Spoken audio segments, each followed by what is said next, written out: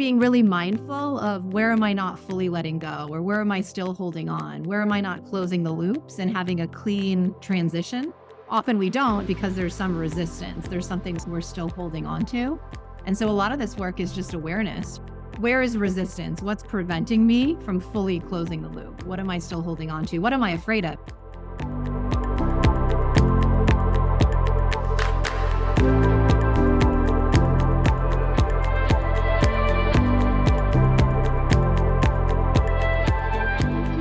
Everybody, Todd Jason here, and I'm wondering, do you ever struggle with making a big change in your life?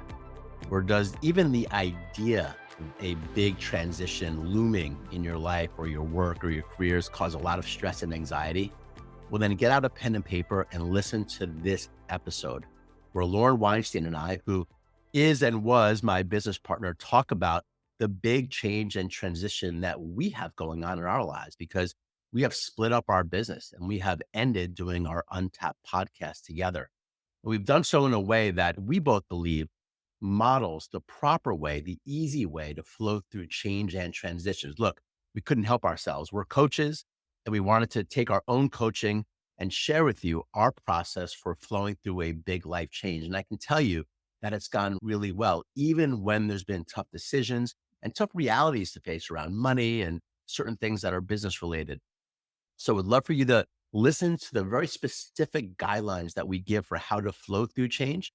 And I also want to let you know that I am personally continuing on with interviewing amazing people, and this podcast is just getting going. And also our membership program, which you'll hear us talk about, called Ascend, is still full on. So with that, I hope you truly enjoy what we have to share. We wanted to do this call to talk about transitions and change, because I actually do really believe that the way that we're going about this change and this transition is healthy and does model something that we can all learn from, because it's easy to forget this, but the only constant we have in life is change. The only thing that you can count on in your life is that things are going to change. And it's funny how the human mind resists that. We all want things to stay the same. We want it to be comfortable and easy, right? And Lauren and I didn't come into this business together to eventually split it up. We had all the best intentions and we had a lot of great success and fun together. And at the same time, things ran its course and we came to a moment in time where it was time to change. And so sometimes we have these changes happen, these transitions with work, with relationships, could be with things related to our physical health, our location, geography, that are bigger changes. That's what we want to talk about today, is how to go through kind of some of these bigger changes. And I would venture to say that really thinking about how you as an individual flow through change, how do you deal with it? That's what I want you thinking about when we're talking about this today, because I would venture to say that how you flow through change is very representative of a bunch of things about your own character. It's your biggest opportunity to grow, in one sense, to think about how you flow through transition. So that's why I love this call today, because it is very representative of kind of all the growth that we continue to talk about. And so I really want you thinking about this. And we're going to give you today not only our story in a sense, but also a really simple process for how you can make sure that you go through change in this way. It's a very simple process that you can use. And this will literally up level your life, because if you could flow through change faster and with greater ease, guess what? Your life is going to be more in flow with greater ease. Okay. So we're going to give you that process. So I want to stop there and bring Lauren in and see if you have any thoughts about that. Yeah, with all the work I've done and clients I've worked with, if I'd say there's a few superpowers or skills, and being able to navigate change with as much grace and ease as possible, I'd say is one of them that makes the biggest difference. And given our conversation today, sometimes cycles complete, like we're in something that's such a fit for a certain period of time. And then there comes a moment where it's no longer in alignment for us. I would say for me, teaching at Stanford, living in the Bay Area, sometimes things do just run their course. And so being able to recognize when something is no longer aligned and move on is so important. And I think what can be challenging, there's a great book that I'd recommend called The Dip by Seth Godin. And he said, in life, there's dips and there's cul-de-sacs. And a dip is when you just go through a rough patch, something's challenging, but if you get through it, there's rich reward on the other side. So you want to stick through dips. But then cul-de-sacs are no matter how hard you try, this is just never going to be a fit. And so you're better off getting out of cul-de-sacs as fast as possible. So this ability in life to stick through dips and get out of cul-de-sacs, I think is such an important skill. And so sometimes what we're doing is no longer aligned, but sometimes we're in a situation where it doesn't make sense to move right now, but it also changes. Let me change how I'm doing something, right? Even if I can't actually change who I'm working with or what I'm doing, how can I make my current situation the best it can be, which is also a skill. So this ability to adapt and change is so important. And so that's what we want to talk about today, how to know when something's no longer aligned and then how to navigate that with ease and also how to accept. Sometimes we're the initiators of change and sometimes we're on the receiving end of change. So when something happens outside of your control, the ability to be able to navigate that as best as possible, also a superpower. And Yeah. so I would say it's like the last years, we've had so much change and disruption, but also I think the most successful people are able to alchemize that rather than resisting change. They almost use it as fuel and they're like, okay, what's next? How can I create from what is and what's true here? So some of the most powerful things are meant to be part of this conversation today.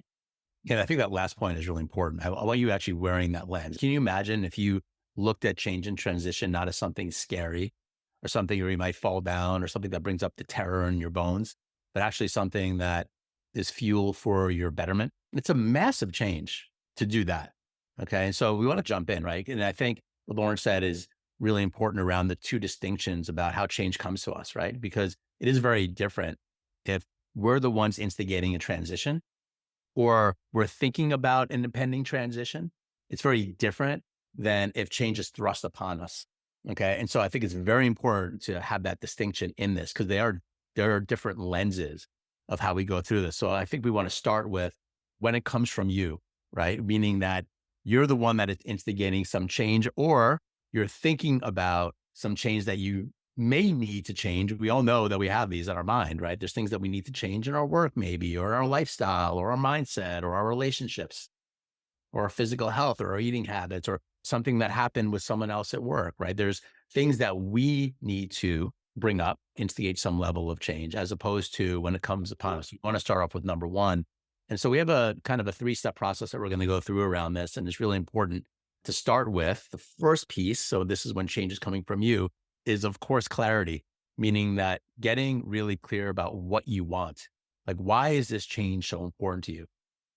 And even a better way to think about it is, what is the specific future result that you're hoping to experience by going through this change? And I think that most people don't think about this. And here's why, because we are emotional creatures. And the change that we're feeling, it's like there's some level of frustration, there's some level of angst, or some level of emotional disruption that's happening internally that then causes us oftentimes to go ahead and go through change not smoothly. We either react unhealthy or we bottle it up and we don't even express it. And that is also detrimental to us.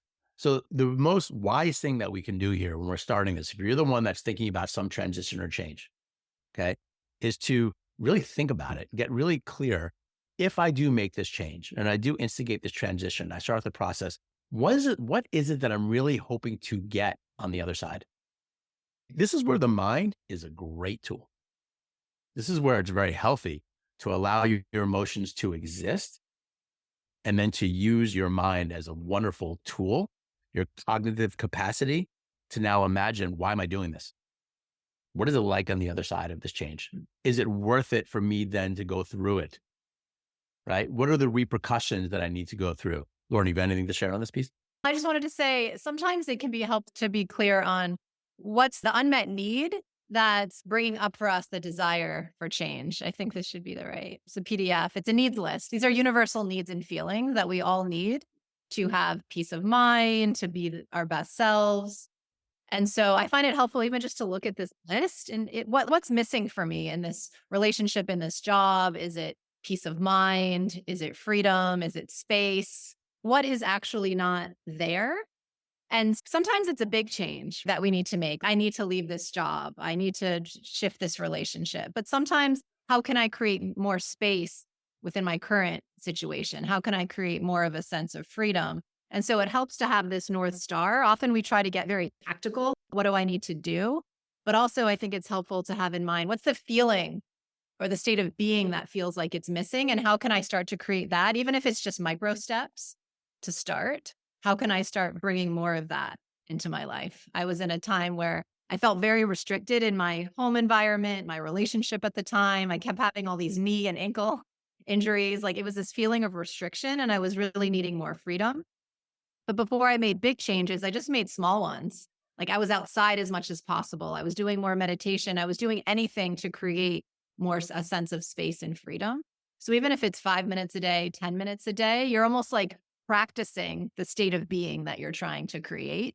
If you're like, work is so stressful, I need peace of mind. Again, it's 5 minutes, but take those 5 minutes to create more ease, more peace is one step. And then also, I would think about when we're feeling in a state of stress, like these needs are missing, even just writing down, what are the thoughts that I'm having right now? Like, I'm trapped. I can't do anything else. This will never change, because it's those thoughts that are creating the agitation.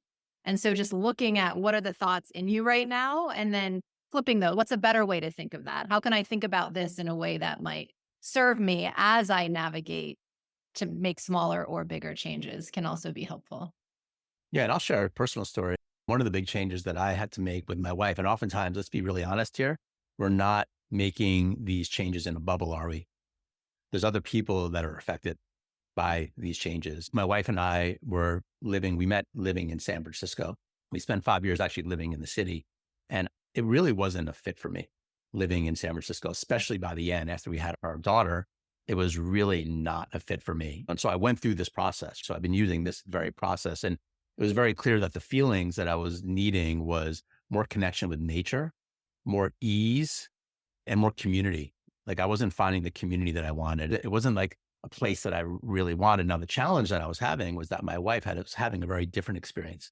She loved San Francisco. She had attachment to San Francisco too. I could easily say unhealthy attachment, but she was having some attachment and love, genuine love for that city. And so navigating that change was really difficult because I had my own needs here, but she had her own needs going on here, which are totally valid. And it was a constant conversation about how we're going to make this change. But I want to go on to the second point of this, where I did instigate the change, and we are now living in a different place. We're all living in LA, and it's quite delightful, and we love it. She loves it too. Took her a little time to admit it, but she loves it. And the second piece to this is being brave and courageous to make the change. So once you become more aware of what you want, you got to put it into action. You got to actually say, all right, I'm gonna go ahead and try to make this change. And I'm gonna really think about how to do that. I'm gonna take a comprehensive view. Now, in this case, with my wife, it was having that conversation, which I knew was not going to be met with open arms because she didn't want to make that change. Okay. But it doesn't matter. Okay. It doesn't matter. And the reason why it didn't matter is that I needed to say it. I needed to get out there. And the way that I did that was by creating the space with communication, saying, look, I even preempted it. You're probably not going to like what I'm going to say right here. I'm going to be really honest. There's a lightness to that, right? You're not going to love what I'm going to say, but I do need in our marriage right now the opportunity to share something with you authentically. Are you okay with that? Powerful that language is. It creates this space for me to share authentically. And of course, okay. So she sat down and listened, and I had space. I now had a moment to actually share what I wanted, what I needed, and why I needed it. And I told her authentically, I go, I'm not happy here. I feel constricted in these ways. And I'm requesting the idea that we can make a change physically because I'm not happy here. And her immediate reaction was like, no way. It was what you would expect it to be. It was a big shutdown. And that's really hard when you want to make change in a partnership or something and you can't. So you feel trapped. And that made me feel even more trapped. Anyone know that feeling? And it was a process, right? And the process was continually sticking with my guns. It wasn't that I needed to make the change, but at first it took years for this to actually happen. It was like, okay, you need more nature time. Why don't once a month you go away for a weekend up north to get that? Okay. And so we started playing with how to do this, or maybe we would go away together. So we would literally start playing with it. I wasn't like, oh, we need to move right now. I was more like, I need this feeling in my life. And I need you to understand that I need this feeling in my life. And I to understand her. This place gives me this feeling. And you need to understand that I need this feeling. So in partnership, whether you're married or in partnership or work people or dealing with anyone, we're constantly dealing with compromise and change. Okay. But it doesn't matter. My point is that on this second point, you have to be fearless to express yourself authentically. And you need to be able to carve out that space with the people where this change is also in action or potentially affects. Most people will run away from that. They don't want to do it. They don't be confrontational, but this is all the communication stuff, right? You need to be able to be clear in your body and then express it in a way and be okay with the initial thing not going the way that you want. Okay. It's very powerful to be able to share with authenticity what you need. Lauren, you have anything to share on this piece? No, I think it's great. I think just also when something's not a fit, wanting to rush it, but this idea of just sitting with it and just voicing it. And I think often we can feel something might be right, but we're afraid to express it because we're afraid the other person would get upset. When I was feeling that ascend, this partnership wasn't aligned, but my fear was sharing that with Todd. And just like you said with your wife, it's like, how can we just be really honest? And it's the first step isn't really even about tangible change. It's just, it's so hard when we suppress and sit with something that's true. So even just to get it out and put it on the table and open up a discussion about it, I think is so powerful. And what you said is it was so disarming. You might not like what I'm about to say, but I think it's important. I say it and can I share something with you authentically? I think this is your superpower, very disarming conversations. But I think if something's not in alignment for you, it's also not in alignment for the other person. And so I think often on the receiving end, we can want to force something. But if it's just not in alignment, that's just what it is. So being able to accept that as well and just starting with communication first. And then, okay, what does this mean? How do we navigate this? Doesn't have to mean the end of something, but it's just open up the conversation and figure out a way forward. And there's one pitfall I want to talk about right here. This is really important. I really want you to hear this because I made this mistake a lot with my wife in that situation is we never, if we're talking about making a change or transition with others, we never use language like, oh, this is also going to be good for you because let them come to that conclusion.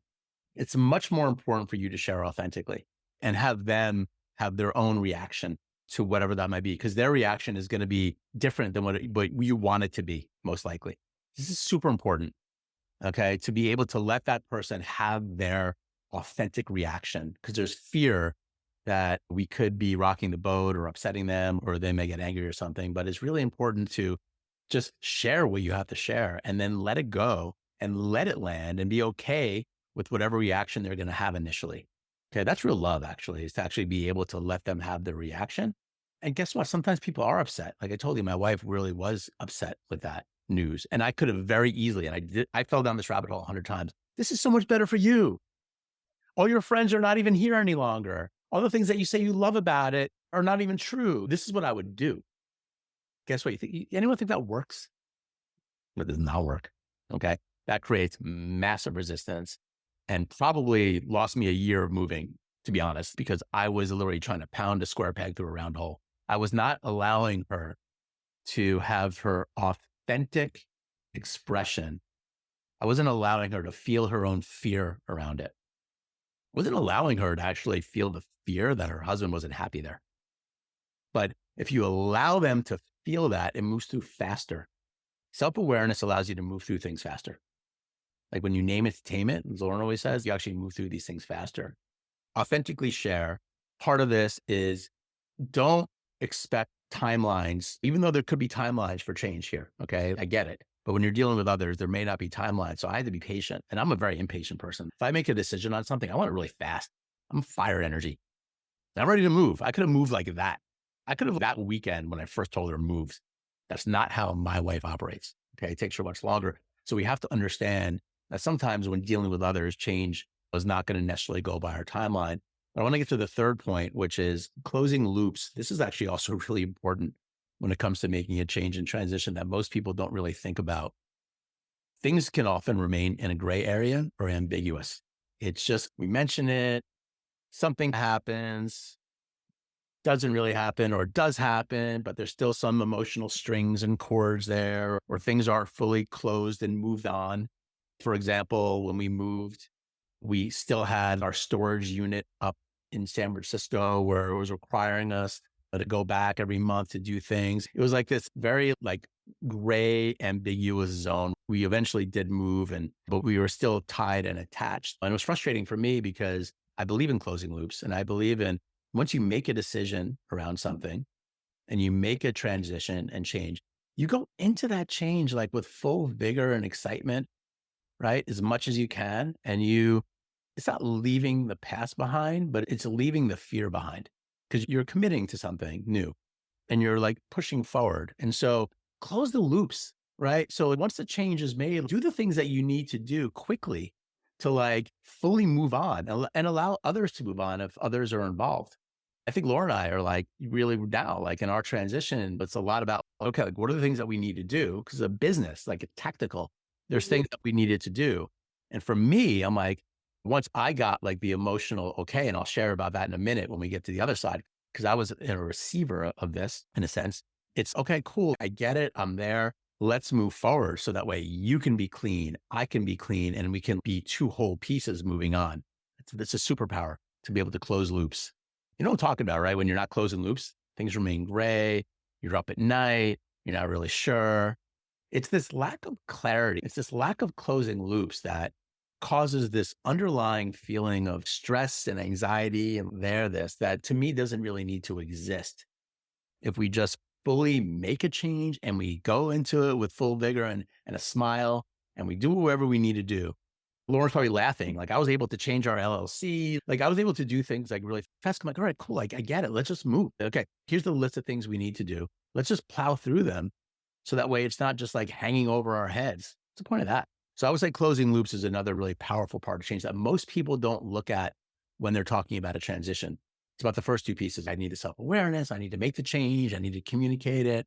But really what happens in coaching, what I found is that people come and they're like made this thing, but it hasn't really happened or it didn't happen the way that I thought. And there's all these lingering pieces. And I'm here to say, cut those out, cut them out as quickly as you possibly can. They are little threads of ambiguity and insecurity and fear that do not need to exist. So do your part in making those threads go away. Lauren, anything to share on that? Yeah, I think just this idea of being able to fully let go is also a superpower. Again, it could be a full transition. We're leaving a situation, but it could also just be how we're doing something. And often, let's say we bring someone in to help us, but then we're not fully relinquishing control in some way, right? That could be a common situation. And so, how can we just being really mindful of where am I not fully letting go or where am I still holding on? Where am I not closing the loops and having a clean transition? Because often we don't, just like you said, it's because there's some resistance. There's something we're still holding on to. And so a lot of this work is just awareness. Where is resistance? What's preventing me from fully closing the loop? What am I still holding on to? What am I afraid of? It's generally fear, right? What am I afraid will happen if I don't, if I fully move on, if I fully make this transition and really being with that fear. There's a great TED talk by Tim Ferriss. He talks about fear setting rather than goal Love setting, that. fear setting. And so what am I afraid will happen? How can I prevent that from happening? And if it does happen, what will I do then? Because we also need to have a sense of safety in order to transition. And so whatever process we need to have to create that safety. And yes, this is actually from the Stoics. It's an old ancient practice. But sometimes just writing out, what are all my fears? What do I think might happen if I do this? And then the questions are, how can I prevent it? And if it does happen, what will I do then? But then also, what's the upside? What's the cost of not making this change or transition? What am I missing out on? Because often change brings up uncertainty on what might happen, but we also don't fully look at what's the cost of staying where we are and not changing anything. So it's this idea of creating a more holistic perspective and not just getting hijacked by emotion and fear and maybe childhood stuff. Like it's the conscious mind has a chance to kick in and make really thoughtful, clear decisions. I love that. I love the fear settings, one of my favorite talks. If you haven't watched that TED talk, watch it. It's awesome. And you can really use that. And it's tough sometimes because like you confront your fear. You actually will confront actually what you're scared of by happening or not happening. You guys all know my wife had that heart surgery and I did that. I was like, really, what am I scared of here? Well, obviously I'm scared of her dying. I'm scared of what that means for me to be a single parent and et cetera. So people are like, don't think about that. Don't think about that. Well, why? I'm going to think about that. I'm not going to live my life on it, but I'm going to allow myself to think about it because it's there. It's scary. I want to feel what that feels like. Allow yourself to feel the fear. One of my favorite books is Feel the Fear and Do It Anyway. I love just that saying. You don't have to read the book. That's the book. Feel the fear and do it anyway. Okay. Which is an okay thing. So beautiful. Thanks, Laura, for that. So let's switch to the second piece. Okay. Which is the one that I think most people are always trying to get better at, which is how do we deal with change when it's thrust upon me? I didn't want that. This is what we're mostly dealing with, I think. I don't want to say that. We're dealing with both the challenge of things happen to you, and then you have to deal with that change. And this is really powerful. This is really powerful to flow through this process when we're talking about making a change when it's more thrust upon you. And I'd say that there's 3 steps to this one that all have sub layers to it. But the first piece to this is when change happens, and this is what most people probably don't do, is to give yourself the proper time and space to feel your own personal reaction. Okay. Meaning it's a moment in time that you can actually just pull back and allow yourself to feel. Okay. And allow yourself to feel whatever it is that you're feeling. Because oftentimes, if a change is thrust upon you, it's something that is going to cause a negative feeling or reaction, right? It could be fear. It could be anger. It could be like exasperation. It could be terror. It could be insecurity, right? It could be these unknown negative feelings that are thrust upon that part of us immediately wants to cover up and just not deal with. But the superpower here is to start off with honoring your humanity and honoring how you work, and that these emotions are not terrible. I love some of the mystical teachings and the resist no evil. Allow it to come in, allow yourself to experience it. And I can share with you that when Laura and I were going through this process and she got on the phone with me one day and was like, yeah, I don't know if this is working. Sat with her, looked at her, and I was like, okay. We had preliminary talks about this like months back. I could tell that she was like, yeah, like this isn't working. I think we need to like transition. And she can share with you her experience of it. But my reaction was like, okay. I was looking at her and she wants to talk more about it. I was like, actually, I just would prefer to get off the phone right now. That's okay. I actually want to go off and get off the phone. That's what I did. And she was like, okay, are you okay? I'm like, yeah, I'm okay. I just want to get off the phone. And what I did was I went and I sat on my little meditation cushion over there in my office and I allowed myself to feel. I allowed myself to feel what was coming up for me with no judgment, right? And it was amazing because I allowed myself to really feel it. And I'm telling you that when you do this process and you get in the practice of allowing yourself to feel from change and transition or what others people are doing to you or situations that happen, you move through the process faster. And I moved to step 2, which I'm going to get to in a minute, really fast, probably faster than I've ever gotten there from anything that would be considered a big life change. It is. It's okay. You start a business with somebody, you work with them for over a year daily, and then all of a sudden we're not doing that any longer. That's a big change. And so I allowed myself to feel the thoughts and the repercussions without judging myself. Do that. Allow yourself to feel it. Go find your way to feel. For me, a lot of times it's sitting. Maybe for you, it's walking. Maybe for you, it's walking and talking into your phone. Maybe for you, it's going to the gym or maybe taking a bath. I have a friend who's also a coach who goes in the bathtub. And what he does is he lies in the bathtub. I always picture him doing this. And he just talks, he like babbles and he allows himself to get his emotions out and his thoughts out that way. Find your way of self-expression for yourself. Okay. So Lauren, I want to just chime in before I go to step 2 and share the next part of my story. I want to chime in with you on that because I know you do a lot of this and you do your work. Yeah. Yeah. Two things I think that are important that you mentioned. One is that we had preliminary talks, right? It wasn't out of nowhere. So this is something that had been that things don't have to happen right away. If we're considering a change, it really sit with it because it is important to have full clarity. And so first is giving yourself permission to say something doesn't feel right or aligned with who or what or how, right? That full permission. And then really sitting with it and understanding it and what's the need that's missing and what are the different options and what might transition and change look like. Really giving honor and justice to that. And that can take months before you have clarity. It can take 6 months. And so really allowing things to take the time they take. And then even before I left Stanford, the year before I left, I was considering leaving. but it didn't feel fully ripe yet. It was only a year after that I finally left. So sit with things, allow them to process themselves. And then there's a moment of clarity. So by the time I left, it was so clear that was the right decision. So I think that's important. And then I think I also just really appreciated Todd in that taking time to sit with things. It's that same thing of often we either push things away or we react so quickly.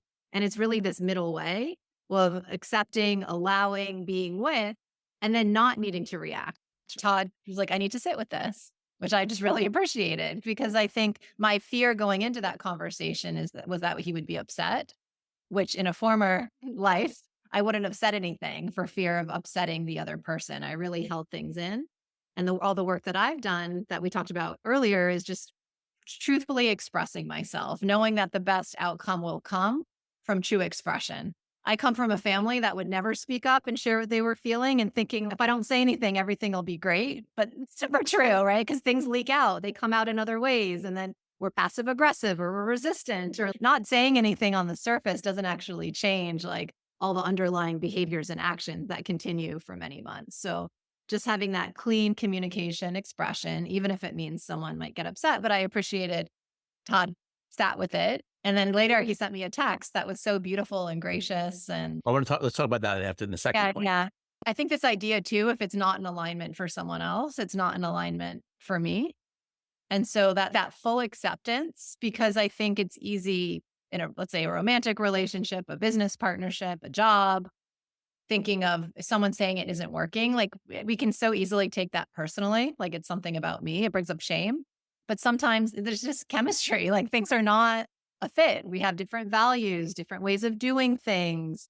And we actually free up a lot more energy for both people or a group of people to move forward in an aligned way by freeing up something. She's a great like coach and teacher, and she got divorced after 10 years.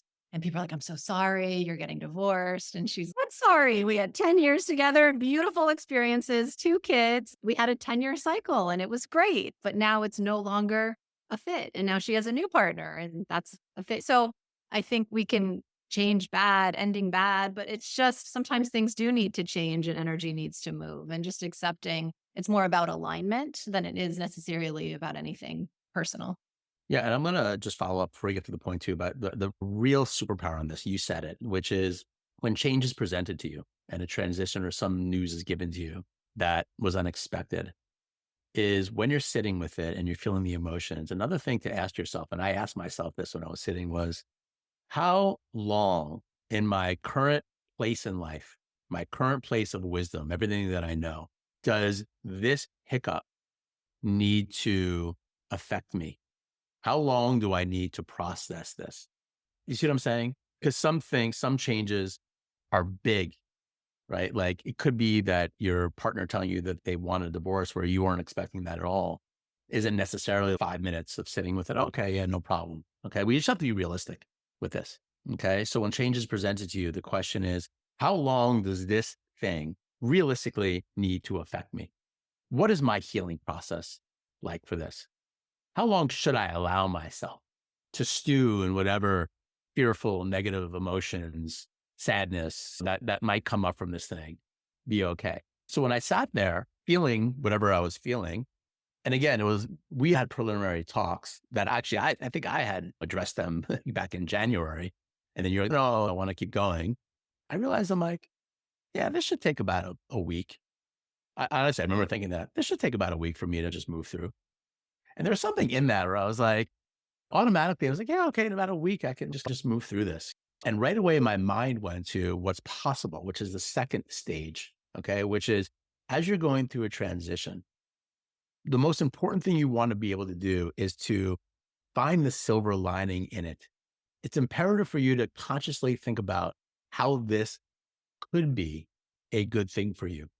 And again, that's why how much amount of time, depending on the transition, is really important, right? Because there's different levels of change that happen. But when we're really looking at it, how could this be a good thing? Because we all know, we're just being really honest with ourselves. How many things in your life can you look at that you thought was bad news or some change happening upon you that ended up being a good thing? Almost always. It ended up being, oh, like I ended up here and then I went around here and I wouldn't have met this person or I wouldn't have, etc. right? Found this thing. That's not always the case that you can tap back into the positive flow of it, but mostly you can. And so when I was in that place and I said to myself, all right, like I'm feeling like some stuff. Okay, about a week, I can get over this pretty easily. But actually, what happened in that moment, it was like I started to focus on what the silver lining was, and what I really found was emotions there of freedom. Oh, okay, I love doing this business, this type of business. Like I can now. There was a positive part to this where I could now be more free and unencumbered. So getting out of a partnership allowed me to be more free and unencumbered with myself, and even more authentic in some ways. I could see that right away. And I also imagine right away in that moment that, wow, Lauren probably feels that way too in her own right. This is better for her too. So very quickly, 5 minutes of just sitting and allowing myself to feel and then trying to see the silver lining, I was like, oh, this is actually like a really good thing. Okay, and I'm giving you just like our example, but that's actually what did happen, which is what then prompted me to send Lauren a very authentic text. What, like 10 minutes later, where she probably got off the phone. He was like, oh, he's really upset. He wants to sit. He don't want to talk to me. Oh my God, this may suck. He may be angry. I don't know. Who knows what she would have thought? Because I just got off the phone. I'm like, I want to go sit. So I didn't really give any indication of what I was feeling or thinking. So she had no idea. And in that 10-minute process, I was able to do what might have been 6 months worth of work 20 years ago for me. That's growth. And I want to honor myself on that. It's important to honor ourselves when we notice that we can go from A to B much faster than we could in the past. That's a testament to this conversation, this work that we're all doing together. I love speed. I love being able to get through things faster. That means that my realizations about new things come faster, that my creative endeavors come online faster, that my relationships become richer and more present. So be the silver lining as much as you can. And here's the litmus test, right? Because you could be doing the first part, like feeling your emotions. And then you want to ask yourself, can I see how this is positive? And you'll know. Your party be like, nope, you're not ready to go there yet. Fine. Totally okay.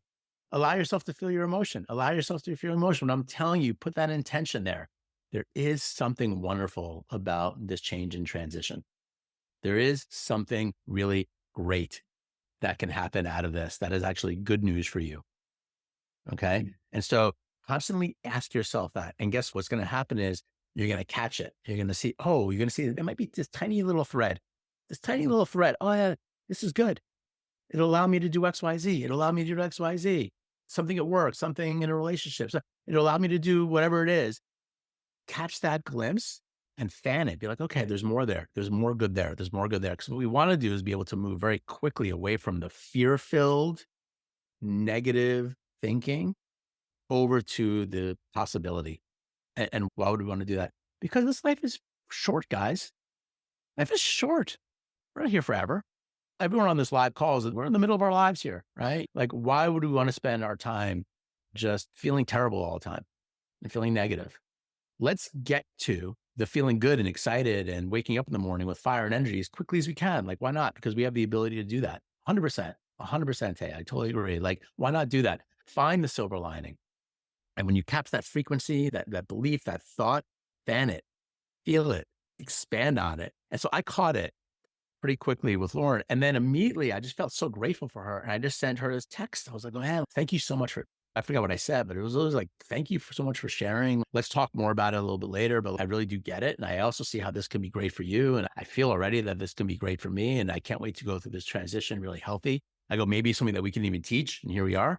So I just want to give you that piece. And Lauren, I'll hand it off to you on that. I love this part to it is finding that silver lining. Also, I think of Steve Jobs' commencement speech that's so popular. Getting fired from Apple, he was the best thing that ever happened to me. And I was free to be a beginner again, like beginner's mind and to start over. And I wasn't encumbered by anything that I'd created previously. And so I think the samurai talk about this too. The word crisis has threat and opportunity in it. So that ability, no matter what happens, to see the opportunity. I did a Tony Robbins training, but he was talking about these two restaurants across the street. And when COVID hit, one restaurant said, this is terrible, we're done for. And the other one said, oh, we have outdoor dining. And they literally ran to Home Depot, got all these supplies, built a makeshift drive-through, and were even more successful than they were before the pandemic. And so when something hits you, do you see it as threat or do you see it as opportunity? Do you have the ability to create from everything is such an important ability because It's true either way, right? We argue reality, we resist reality, but you're like, this is true. I have to do this thing. This is happening. And so then we kind of layer on top of it with our own mind, with the thoughts we think. And so, how can you at least get some thoughts in there that allow you to see the good and why it's an opportunity? And that's one thing that I think is important. And these times of tumult, I'll call them, they're also times to grow our roots, right? Either in life we're growing roots or we're enjoying the fruit of everything we've done. And it doesn't feel good in the root growing time, but every time when I'm on the other side of it, I'm like, I see why this happened. I see the good. I see how I'm stronger. Now I have more boundaries, or now I'm clear, or I know how to navigate this, or I know how to do hard things. And so also being grateful for the learning, seeing the good, just to get you in a better state of mind, because it's the state of mind that will help you move forward and create opportunity. And then the last thing I'll say on that, someone sent me a talk. I put it in the chat. His name is Itamar Marani. He was in the Israeli Mossad and Special Forces years ago. Now he does motivational speaking and coaching. He talks about the three fears. Like often when we're wanting to do something and don't do it, there's motivation and resistance, right? It's like an equation. If my motivation is greater than my resistance, I go. But that's not actually true, because often a lot of us double down on motivation. We're up at 4 a.m. and we have our why. But if resistance is there, it's almost like this giant boulder that no matter how motivated you are, you're not going to get through. And so this ability to be able to look at our resistance to move forward. And he talks about three core fears, resistances. One is fear of uncertainty. The other is fear of our own worthlessness. I'm not really good at that. Or this is imposter syndrome. This is I'll be better when, not owning our own value. And then the last one, fear of abandonment.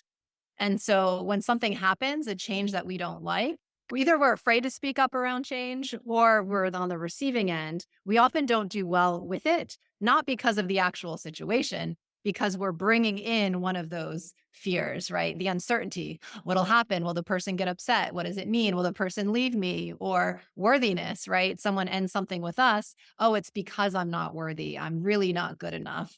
And not being able to see the truth of it's just not a fit. Not everything is, right? Or the time has passed, something's run its course. And so just the more we're able to tease out, okay, this is hard for me, but what is hard? Is it my fear of uncertainty? Is it my fear of my own worthiness? Because if we can tease that out, things don't hit us as hard. So my fear of uncertainty, and let's say at one point Todd had a fear of worthiness, that we would have handled it so differently. It would have been much harder, way more challenging, but we had done a lot of work on those things for ourselves. So it was pretty clean. I got clear. I communicated it, even though it was a little challenging. He received it, even though it was a little challenging, but we were able to move through it. And now we're on this call with all of you and talking about healthy transitions and still friends. And so I think being able to just be really clean, and clean also meaning pulling out what is getting in the way that's making this harder than it needs to be, is really valuable. Yeah, I love that. And that's what I get to the last piece of it, which we've touched on, but it's the superpower of superpowers to me, which is developing empathy, really developing empathy and the understanding that, everyone that's in your life and every situation that you have in your life, they're almost like characters being played out from the perception of your own thinking in your own mind. This is just the truth. And so all of these people, Lauren to me, when I got to that place of understanding, she was obviously struggling with something and it was hard for her. And it was better for her to make a change and transition as it related to me. And so I could take that in a bunch of different ways, but it wasn't about me. There was an impersonal part about this, which was like, oh, this is actually going to be better for her. And this is really hard for her. What a very different way to hold something.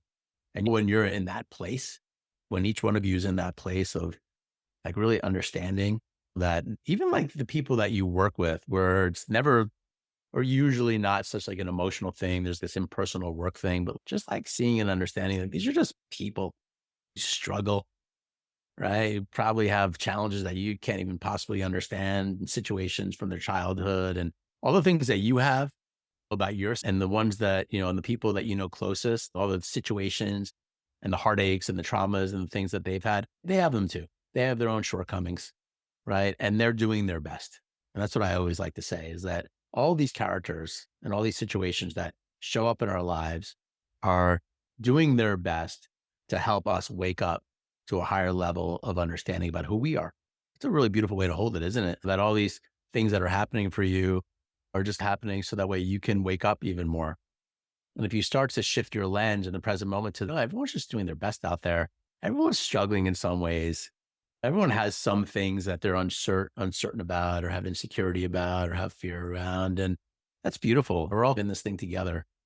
It's a very different orientation because then you start to walk around really with an empathetic heart. And you do get the results, but you do get the results, meaning that people change tends to come much easier for you when you have empathy. But it's not why we develop empathy. It just is a result of being an empathetic person. We tend to live more in flow because we're just resonating with the way that human beings operate, which is we're all in this life and it's all somewhat pretty random and we're all trying our best. We don't really understand why we're here. To be honest, we're just doing our best and we take it very seriously. But if we put that aside for a moment, we just see other people in the same way that we can often hold ourselves and our loved ones, it really changes it. So I felt that with Lauren. I was like, oh man, she's amazing. And this is hard for her. And like with my wife, Alex, living in San Francisco, like I really, when I got to the place of empathy, of understanding her love for San Francisco, that I was fighting at first. And then I realized, man, living in this city represented her freedom. It was her dream to go from living in this little town in the south part of France to living in San Francisco. And she made it happen. And now I'm coming in with my own thing, my own reasons for change and squashing that incredible dream and live dream that she had for so many years. It's a very different perspective of how I would then talk to her. That's when we moved. Meaning when I was able to connect with her at the level of the heart and be like, wow, I didn't realize this at first. And maybe it took me a year to say this, but I see how me saying that I have a need to change and move is really hard for you. And not just saying the words, but like understanding that was actually really shaking her up in reasons that, yeah, I couldn't understand. I was like, and once she like saw that and understood that like I connected with her at that level, then she was able to really see me like, wow, yeah, I get that. I'm really sorry that this is hard for you. I wish you loved it more. I wish it was so much in flow. I'm like, yeah, like I do too. Like, I don't want to be unhappy. And I don't want you to feel like your husband is unhappy. It gets to this level of just truth between two people. And that's where we get into making healthy changes. And sometimes it's so easy. It's so easy just to be able to like, just really see people and understand that they're also dealing with their own stuff. But it's that key that allows us to share authentically and also just move the needle and make these changes, whether they're thrust upon us or they're our own doing. So I'll give you that. The empathy piece to me is just the bedrock of almost every wisdom tradition, spiritual practice is always empathy. It's always empathy. The golden rule in the Bible, there's this huge Bible. It's like the basis of so much Western religion. There's like one golden rule: do unto others as you'd want to have done to yourself. Why? Because it's about developing empathy. It's what it is. And I believe in that. So walk around with that lens when you're in a transition. Walk around in that lens when you're going through a change, when you feel anger and frustration around someone else.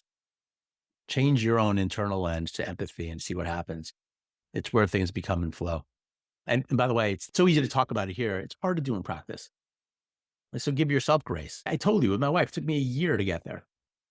A year to be able to say that authentically. Truthfully, it would be a fight every single time it was brought up until I got it. But guess what? Growth works because when Lauren came to me, it's a different situation, but I was able to go through that process much faster and get to empathy much faster, which frees us both to be ourselves. Ms. Weinstein, you have anything to share on that? I have a friend who, in any situation, asks for the greatest good of all concerned. And I just really appreciate that because I think in situations, it can be so easy to focus on ourselves, what makes me feel good and comfortable. And actually, in a former version of me, it would have actually felt better and more comfortable to not say anything because I would have been so afraid of Todd getting upset or his reaction.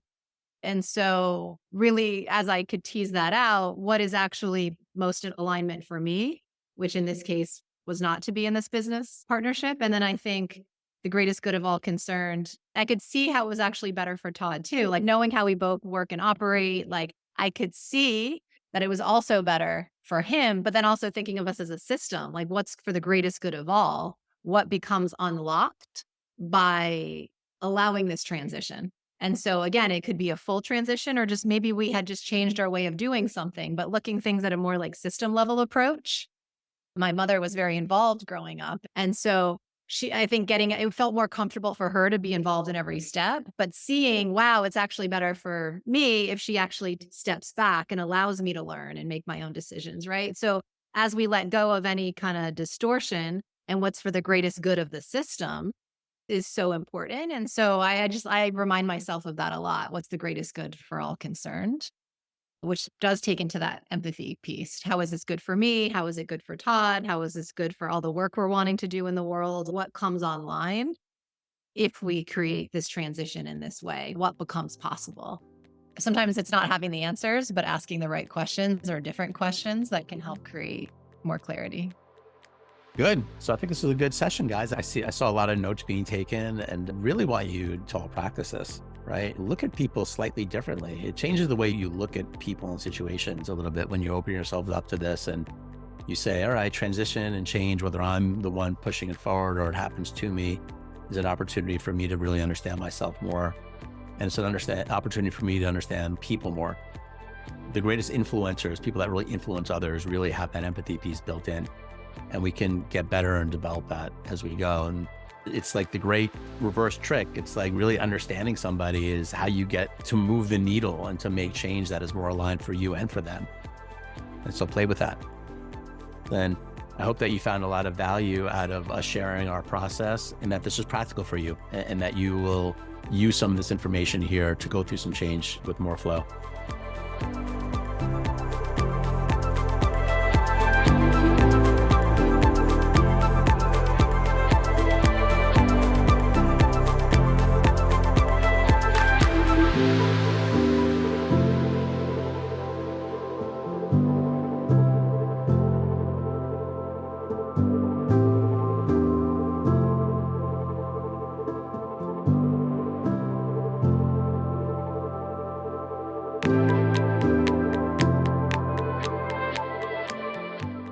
Well, everybody, we hope you truly enjoyed that episode of Untapped.